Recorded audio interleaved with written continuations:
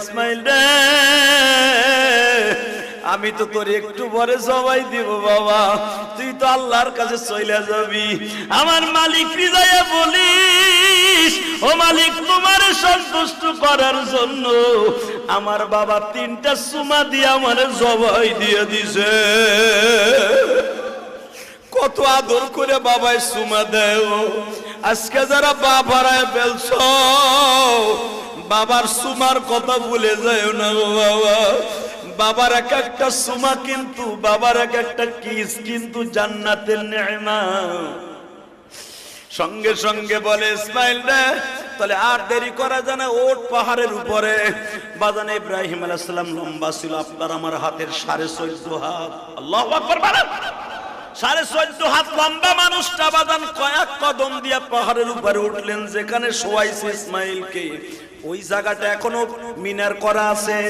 ইসমাইল যখন শোয়া দিবে মাজার থেকে বাজান বেরায় 22-23 হাত লম্বা একটা 22-23 হাত লম্বা একটা রশি,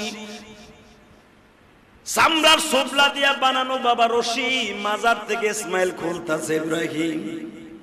ইসমাইল বলে বাবা রশি দিয়ে কি হবে? বাবা আমি তোরে বাইন্ধালাম। ইসমাইল বলে বাবা ঠিক কথাই কইছেন, এই রশিটা লাগবে। আমার যুবক ভাইরা ইসমাইলের গাড়িতে জান্নাতে যাইতে চাচ্ছে ভাই, এখন 2 ফোঁটা পানি দিয়ে বাবার কথা মনে করে করে কান্দ। যখন বললেন বাবা আমার জবাই দেওয়ার আগে মাত্র 3টা কথা তোমার মনে রাখতে হবে। কি? 1 নাম্বার কথা বাবা, তুমি আমার জবাই দেওয়ার আগে এই জামাটা খুলে ফেলবা। কেন? ভিতরে যে গেঞ্জিটা সেটাই যথেষ্ট। কেন? বাবা তুমি আমার এই জামাটা আমার মায়ের কাছে পৌঁছে দিও। বাবা গো